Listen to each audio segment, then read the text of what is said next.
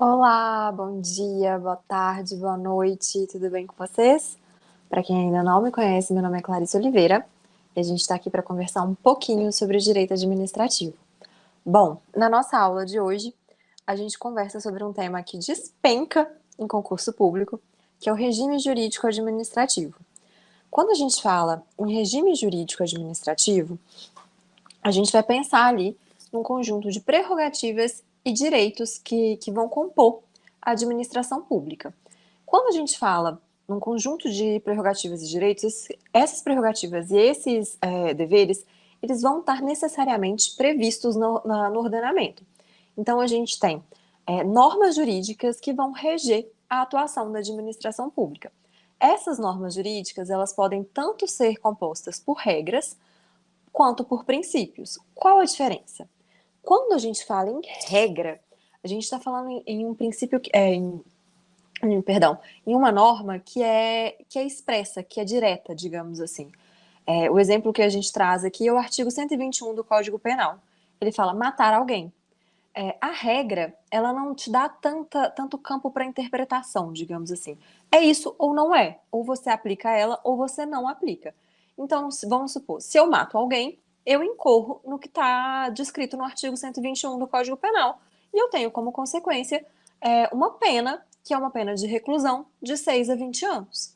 Por outro lado, quando a gente fala em princípio, a gente também está falando em algo que é o que de observância obrigatória, digamos assim, que tanto os particulares quanto a administração pública têm o dever de observar, mas são normas que são mais genéricas, que podem ser aplicadas em situações diferentes, que nem sempre a gente vai ter ela explicando um conceito muito explicadinho do que ele quer dizer, e ela pode, digamos assim, se ela conflita, se um princípio conflita com o outro, não necessariamente a gente vai ter que aplicar aquela regra do tudo ou nada.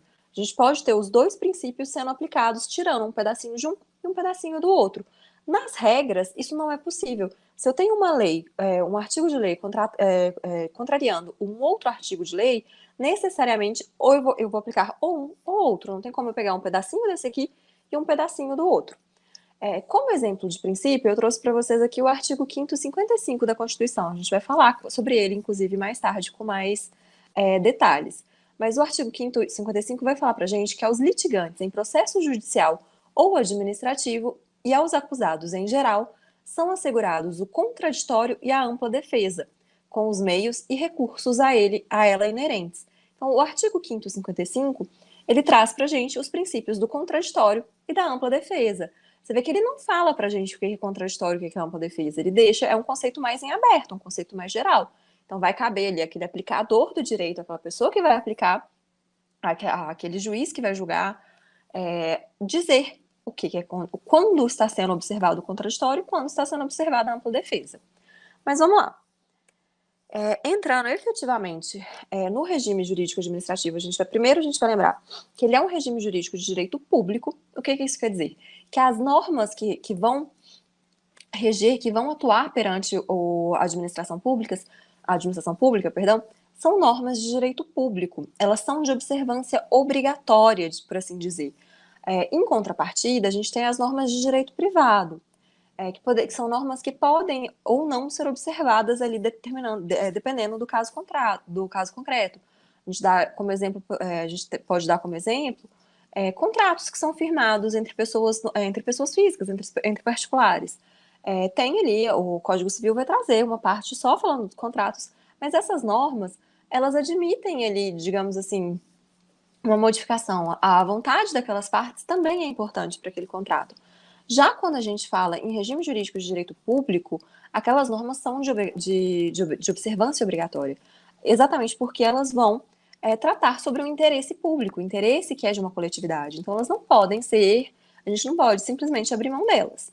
Mas vamos lá. Entrando um pouquinho mais na questão do regime jurídico administrativo, a gente vai trabalhar bastante com os princípios.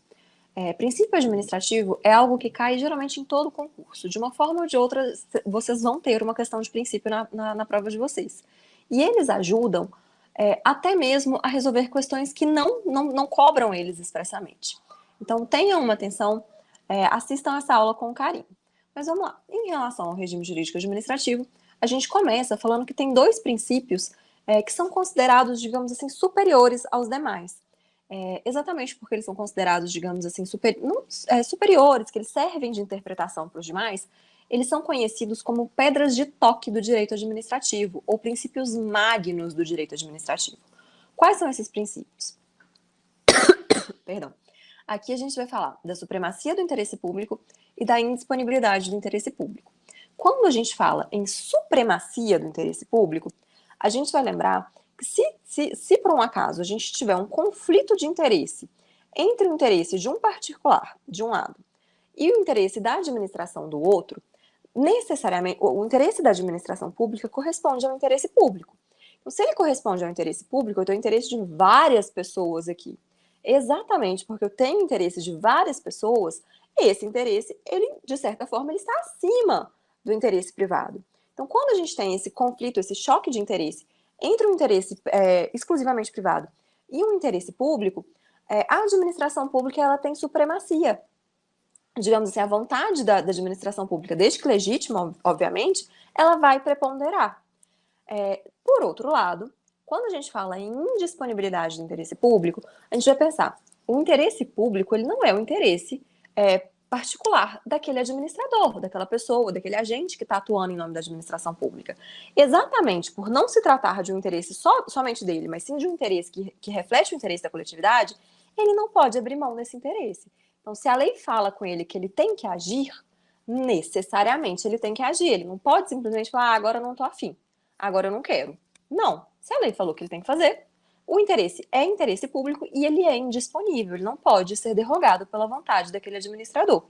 Então, quando a gente pega esses dois princípios magnos, a gente vai perceber que um traz um positivo, digamos assim, uma atuação positiva, o outro vai trazer um caráter mais negativo. De um lado, a gente tem a supremacia do interesse público trazendo uma prerrogativa para o Estado, do outro lado, a gente vai ter a indisponibilidade do interesse público falando que o administrador não pode fazer algo, ele não pode abrir mão daquele interesse. Então, são os dois em conjunto, eles vão compor os princípios magnos.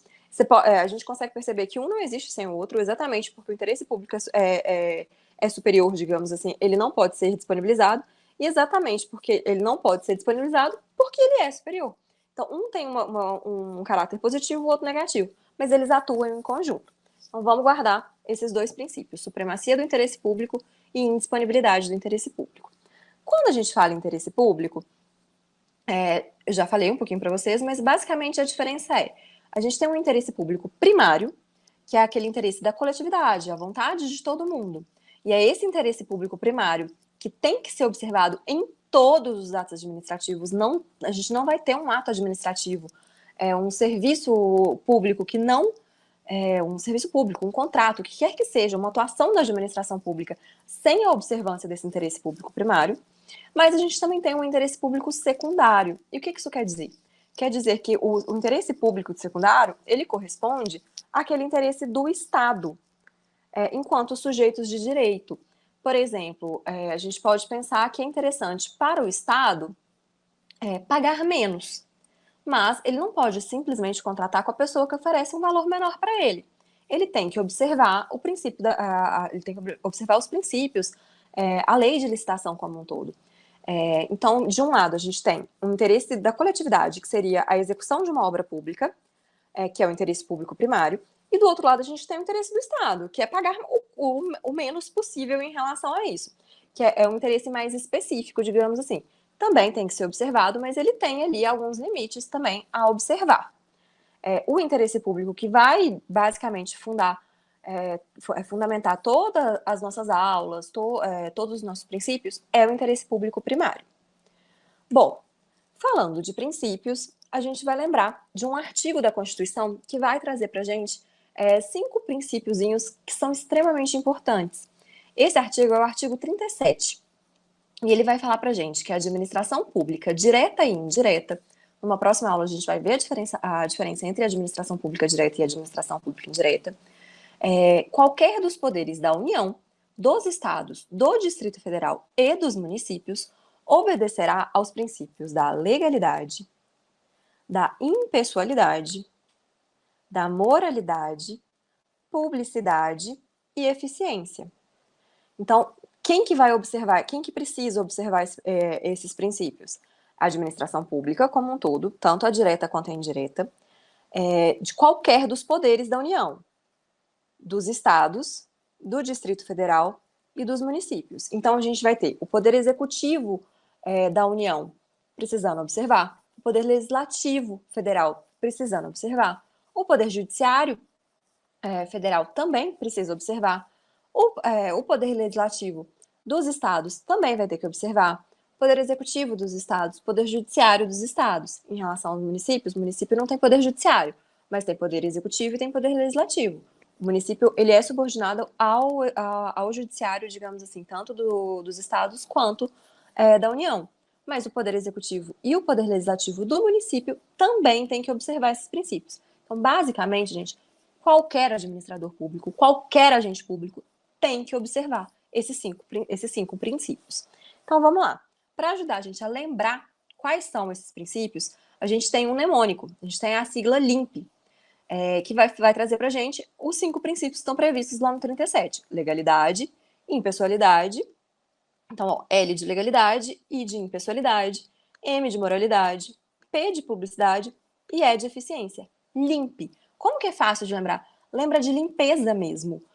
A vassourinha aí varrendo, tirando tudo de sujo que tem na administração, tudo de que não presta, tudo que a gente não quer ver, jogando para longe. Então, é uma sensação de varrer mesmo, de limpar aquela administração pública.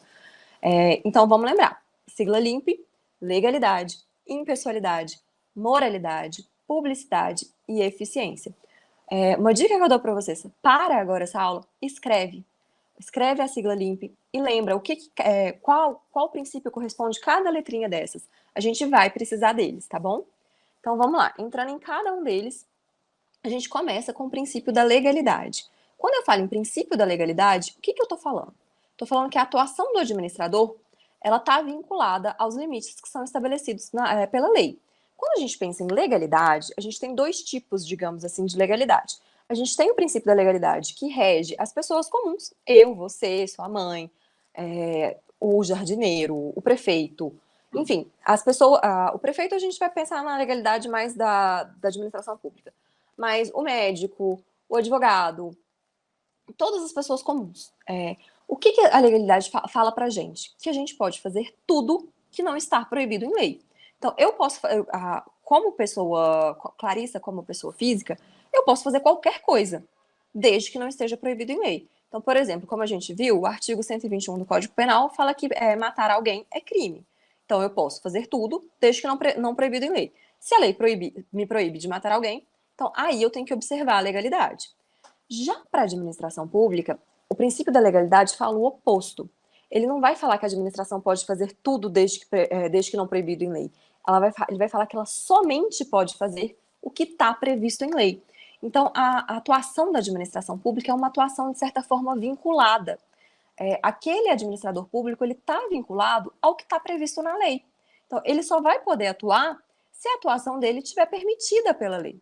O exemplo que a gente tem é a lei, por exemplo, a gente tem a lei 14.133 de 2021, que é a nossa lei de licitações.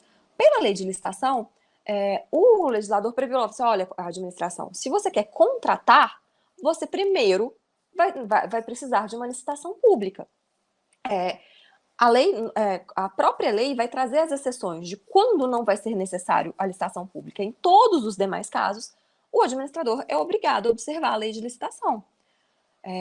Por exemplo, também, a gente tem ali a lei de concessão e permissão de uso de serviços públicos. Então, ele tem um serviço público, eu quero descentralizar essa atuação, então eu vou delegar esse serviço para um particular. A própria lei vai falar como que eu faço isso, quando que eu posso fazer. Toda a minha atuação está restrita ao que está previsto na lei. Eu não posso simplesmente tirar da minha cabeça e falar, olha, tô a fim de prestar serviço de luz mais não. Toma aí fulano, vai aí e resolve para mim. Não funciona dessa forma. A minha atuação, ela está delimitada ao que prevê a lei. Então, o princípio da legalidade para a administração pública é um princípio fechadinho. A administração só pode fazer aquilo que a lei permite ela de fazer. Mas vamos seguir. Princípio da impessoalidade. Quando a gente fala em impessoalidade, a gente vai lembrar que a atuação daquele gestor público, daquele administrador público, ela não é para ele, ela é para uma coletividade. Então ele tem que se afastar de subjetividade, de coisas próprias para ele. Ele não pode buscar interesse pessoal, ele não pode buscar o interesse de um amigo, de um parente. Ele não pode tentar beneficiar ou prejudicar alguém. Ele está atuando em nome de uma coletividade. Então ele tem que buscar os interesses da coletividade, ele tem que buscar ali aquele interesse público primário. Por exemplo, se eu sou ali, digamos que eu sou prefeita de um município, e eu quero ali contratar, eu estou precisando de alguém que faça, de um assessor, por exemplo, e eu quero contratar. Aí eu vejo assim, olha, vou contratar minha irmã. Acho que a minha irmã vai dar uma boa assessora, assim. Ela não sabe nada de administração pública, mas ela me conhece, ela gosta de mim. Então eu vou contratar a minha irmã. Eu posso fazer isso? Não, porque ela não é a melhor pessoa para o cargo. Então eu tenho que abrir um concurso público, digamos assim, um processo de seleção para aquele cargo. É a mesma coisa, o exemplo que a gente deu da permissionária, da concessionária. Eu tenho aqui um serviço de metrô, um serviço de transporte público que eu preciso realizar. A empresa do fulano é legal, a empresa ali do seu José vai fazer isso direitinho, é uma pessoa que eu conheço, que eu confio. Mas a empresa do seu José é a melhor empresa para isso? É a mais qualificada? A gente tem ali critério objetivo falando que ela é mais qualificada? Porque se ela não for, a gente não está observando o interesse coletivo, eu só estou observando o meu interesse de ajudar o seu José ali. E eu não posso fazer isso. A atuação do agente público, ela tem que sempre estar pautada na busca dos interesses da coletividade. A gente não pode não observar a impessoalidade. Um exemplo que a gente também tem de impessoalidade é um exemplo que a gente vai trabalhar com ele também no princípio da publicidade. Quando eu tenho ali uma obra pública, por exemplo, uma construção de uma praça. Aí a praça construiu, tá ali linda, tá cheio de equipamento que ajuda a sociedade, que ajuda a coletividade, tem espaço para os dogs, tem espaço para todos os pets, né? Tem espaço ali de exercício físico, brinquedos para as crianças, nossa, ficou muito bacana. Aí eu vou lá na inauguração daquela praça e coloco uma placa de todos os tamanhos, falando com o nome da praça pequenininho e falando o meu nome, Prefeita Clarissa Oliveira construiu a praça X. Isso está de acordo com a impessoalidade? Não. Não foi a Clarissa Oliveira que construiu aquela praça. Quem construiu aquela praça foi a prefeitura do município. Então não fui eu, Clarissa, como pessoa, Clarissa quem construiu. Então eu não posso pegar fazer uma placa dessa falando que fui eu, levar o crédito por isso. Quem construiu é a prefeitura, e a prefeitura é impessoal.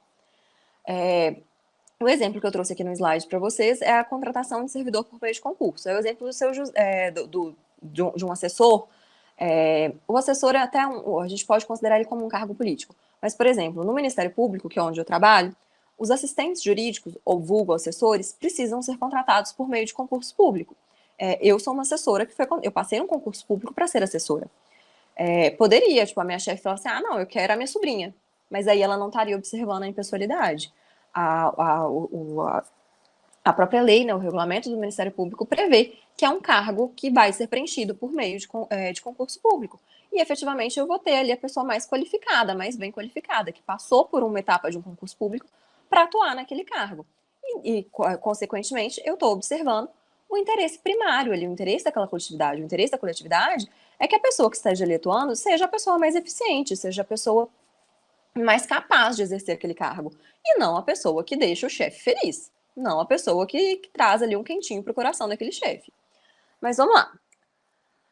Na sequência, princípio da moralidade. Quando a gente fala em moralidade, a gente precisa que aquele agente atue de forma ética, de acordo ali com os princípios da boa-fé. Eu não posso ter um agente, por exemplo, realizando um ato administrativo simplesmente para prejudicar alguém, e usando para isso, por exemplo, tipo, eu vou mandar o meu assessor carregar dinheiro na mala, pegar ali, cobrar propina, colocar esse dinheiro na mala e a gente vai lucrar com essa licitação. Não, isso ofende a moralidade, ofende a legalidade e a moralidade. Para a gente verificar essa moralidade, a gente tem que atender a critério objetivo. O que passa na cabeça do administrador, do gestor público, não interessa para a gente. Só vai interessar para a gente se ele agir de acordo com aquilo. A partir do momento que ele age, que ele pratica algo que está indo ali, que está confrontando, que está batendo de frente com a boa-fé, aí a gente tem uma violação ao princípio da moralidade.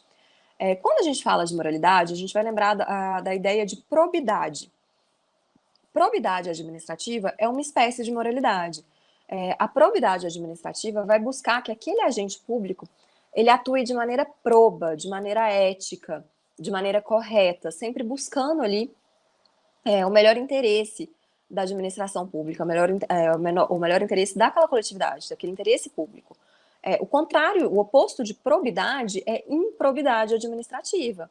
A improbidade administrativa, a gente tem uma lei que vai tratar só sobre a improbidade administrativa e que vai ali punir, digamos assim, aqueles agentes que realizarem atos administrativos buscando ganho próprios, que eles desviem ali dinheiro da administração, causem ali um prejuízo aos cofres públicos, que eles entrem em confronto direto com os princípios administrativos, que eles tenham ali um enriquecimento ilícito em razão do cargo público e por aí vai. Um dos exemplos que a gente tem de improbidade administrativa e uma vertente aqui que a gente vai trazer uma consequência do princípio da moralidade muito importante é a ideia de nepotismo. Quando a gente fala do nepotismo, a gente está falando ali de uma proteção, de um apadrinhamento que é dado por um agente público de cargo superior para um parente, para um cônjuge, para um companheiro, para um parente ali, para um irmão, para um primo, para um tio, para um sobrinho, que vai ser contratado para um determinado cargo designado, simplesmente porque ele tem esse vínculo de parentesco com aquele gestor, digamos assim.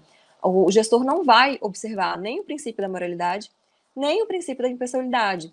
Então, aquela pessoa não é claramente a melhor pessoa para ocupar aquele cargo. Ele está fazendo isso simplesmente para que ela receba aquele salário. A maior parte das vezes aquelas pessoas efetivamente nem trabalham, são funcionários fantasmas, por assim dizer. Quando a gente lembra do nepotismo, a gente tem que lembrar que também é proibido o nepotismo cruzado. O que é o nepotismo cruzado?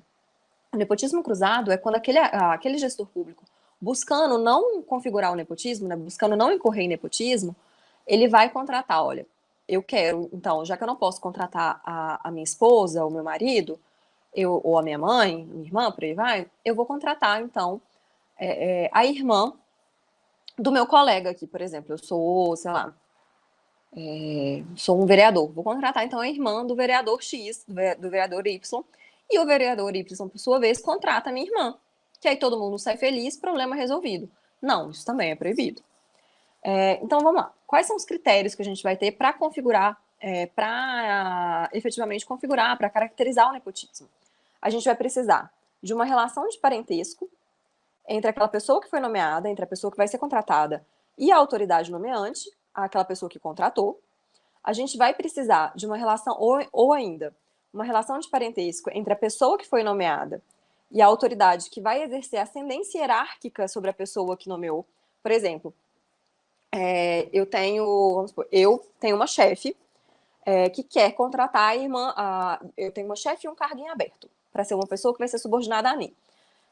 A minha chefe, que é o meu superior, quer que eu contrate a filha, vamos supor, a filha dela. Então, eu, como subordinada, vou contratar a filha da minha chefe. Isso também é nepotismo. Porque, afinal de contas, é ela que me ordenou, digamos assim, realizar essa contratação. Também ocorre nepotismo quando a gente vai ter uma relação de parentesco entre aquela pessoa que foi nomeada, a pessoa que vai ser contratada, e o ocupante de um cargo de direção, chefia ou assessoramento a quem ela tiver subordinada. O que são ocupantes de cargo de direção, chefia ou assessoramento? São ali os ocupantes de um cargo de comissão ou um cargo de confiança. Então, se a pessoa que vai ser contratada é parente dessas pessoas, a gente também tem o nepotismo configurado. E qual a diferença, então, entre cargo em comissão e função de confiança? Quando a gente fala em cargo em comissão, a gente vai ter cargos que vão ser ocupados para direção, chefia e assessoramento, e vão poder ser exercidos por qualquer pessoa. Desde que a gente tenha ali aquelas condições mínimas atendidas, qualquer pessoa vai poder exercer esse cargo em comissão. Ela não precisa ter um vínculo anterior com a administração pública. Já a função em confiança, aqui assim a gente precisa que essa pessoa seja servidor público antes. Então, ela também vai servir para ocupar cargos em direção, chefia e assessoramento. Mas aqui, necessariamente, aquela pessoa que vai ser nomeada já detém um cargo efetivo. Ela já é servidora pública, ele já é servidor público, e ele vai ganhar ali um acréscimo na remuneração dele, que é a gente chama de gratificação por função de confiança. Então, não confundam. Ambos vão servir para preencher cargos de direção, chefia e assessoramento, mais o cargo em comissão. Qualquer pessoa pode exercer, ela não precisa ter sido aprovada no concurso público antes. Já a função de confiança é uma função, não é um cargo. Então, se é uma função, aquela pessoa já precisa ter um cargo anterior. Então, não necessariamente ela vai precisar ser um servidor público. Bom, para terminar esse nosso primeiro bloco, a gente vai fazer alguns exercícios só para dar uma clareada aí no que a gente viu até agora. Então, vamos lá. Questão número 1. O regime jurídico administrativo caracteriza-se, letra A, pelas prerrogativas e sujeições a que se submete a administração pública. Tá correto, foi exatamente o conceito que a gente viu de regime jurídico administrativo. São aquelas prerrogativas e sujeições que a administração pública vai se submeter. Lembrando que quando a gente fala em prerrogativa, a gente tem ali, por exemplo, a supremacia do interesse público. Quando a gente fala em sujeição, a gente tem a indisponibilidade do interesse público. Então, ela não vai poder abrir mão desse interesse quando ela atuar. Então, a letra A está correta. Mas vamos terminar de ler. Letra B. Pela prevalência da autonomia da vontade do indivíduo. O que prevalece quando a gente tem aquele conflito ali de interesse? É a autonomia da vontade do indivíduo ou é o interesse da coletividade? É o interesse da coletividade. É exatamente o que a gente viu lá do princípio da supremacia do interesse público. Então, se a gente tiver essa colisão, o que vai sobressair é exatamente o interesse da coletividade e não o do indivíduo. Letra C. Pela aplicação preponderante de normas de direito privado. A gente viu isso também. As normas que vão prevalecer no regime jurídico administrativo são normas de direito privado? Não, são normas de direito público, são normas que são de observância obrigatória, que não podem eles ser derrogadas, digamos assim. Elas vão poder ser alteradas por meio do processo legislativo normal. Mas a gente não pode simplesmente ter aquele administrador falando assim, agora eu tô a fim de observar isso não. A gente não pode ter isso. O regime jurídico é de direito público e não de direito privado. E por fim, a letra D, pela relação de horizontalidade entre Estado e administrados. A relação é igualzinha, assim, ela é de horizontalidade entre Estado e administrados? Não, como a gente viu, a supremacia do interesse público coloca a administração, digamos assim, por cima. Então, a gente não tem uma relação de horizontalidade, sim uma relação de verticalidade. Então, a letra D também está errada. Questão número 2. Acerca do regime jurídico administrativo, julgue o próximo item. A administração possui prerrogativas não extensíveis às relações privadas, mas sua liberdade de ação encontra-se sujeita a maiores restrições se comparada dos atos praticados por particulares em suas relações. Está correto. É o que a gente viu. O princípio da supremacia do interesse público vai trazer prerrogativas para a administração, mas a atuação da administração, além do princípio da indisponibilidade do serviço público, do interesse público, a gente também tem que observar o princípio da legalidade, que vai falar que o campo de atuação da administração está ali limitado ao que está previsto em lei. Então, está correta a afirmação. Questão número 3. O princípio da impessoalidade está diretamente relacionado à obrigação de que a autoridade pública não dispense os preceitos éticos, os quais devem estar presentes na sua conduta. É o princípio da impessoalidade que vai falar sobre preceito ético? Não. O princípio que vai falar para a gente sobre o preceito ético é o princípio da moralidade. O princípio da impessoalidade vai falar que aquele administrador ele não pode se ater a subjetivismo, ele não pode atuar na vontade própria. Ele tem que atuar de acordo com a vontade de uma coletividade, de acordo com os interesses públicos. Então, a nossa afirmativa está errada. Questão número 4. Associa-se de forma mais apropriada à ideia de probidade e boa-fé o princípio da... Qual que é o princípio que vai falar para a gente sobre probidade e sobre boa-fé? É o princípio da legalidade? Não, o princípio da legalidade vai falar que a atuação da administração tem que estar atrelada, ele tem que estar prevista em lei. É o princípio da impessoalidade? Não, como a gente viu, o princípio da impessoalidade vai buscar ali uma atuação sem subjetivismo, uma atuação em prol da coletividade, em nome da coletividade. É o princípio da publicidade? A gente ainda não viu o princípio da publicidade, a gente vai ver no segundo bloco. Mas é publicidade que vai falar em probidade e boa-fé? Não, publicidade vai falar em ter conhecimento ali sobre o que a administração está falando. É a moralidade administrativa? É exatamente o conceito do princípio da moralidade, que vai falar que aquele agente ele tem que agir de acordo com a boa-fé, de uma maneira proba, de uma maneira ética. Isso é moralidade administrativa. E a letra E, o princípio da eficiência, vai falar que aquele administrador tem que agir da melhor maneira possível, com o menor custo possível, digamos assim, da maneira mais eficaz, mais eficiente. Então também não seria. Questão número 5. Acerca da administração pública e de seus princípios, julgue os próximos itens.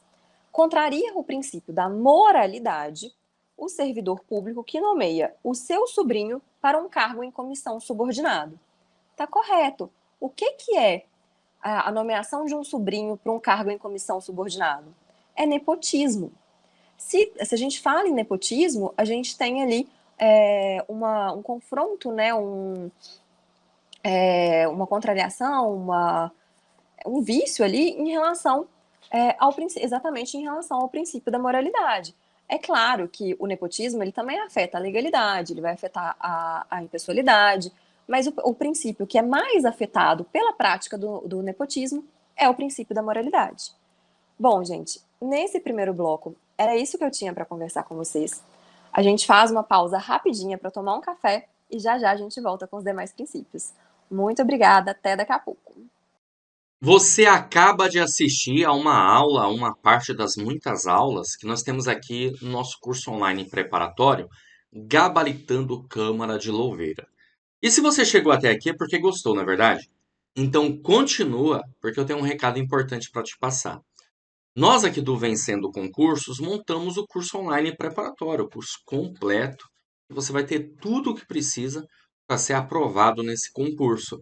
Eu quero aproveitar e mostrar para vocês quais são as vantagens do curso preparatório. Vamos lá? Olha só, ao adquirir o curso, você recebe no seu e-mail os dados de acesso. Você vai ter acesso imediato para acessar nossa plataforma de estudos exclusiva. Acesso ilimitado. Poderá assistir às aulas quantas vezes você quiser, não tem limitação de visualizações. O curso fica válido para você durante um ano, tá? Para você acessar, tudo bem? As aulas que constarão lá. Teoria e questões comentadas. Centenas de questões comentadas pelos nossos professores, o que vai fazer uma diferença muito grande na sua preparação. Além disso, o material em PDF das aulas, tá? Nós disponibilizamos para os nossos alunos o material em PDF, transformamos, né, os slides dos professores em PDF para você baixar e ter o material de apoio. Além disso, estamos preparando 2 super bônus. O primeiro bônus, caderno de questões. São questões gabaritadas para você treinar, tá certo? Milhares de questões à sua disposição, separadas por matéria. E além disso, nós teremos também 2 simulados. Bom, seguinte, valor especial de lançamento do curso, de R$ 497 por apenas R$ 297 ou 12 vezes de R$ 29,65.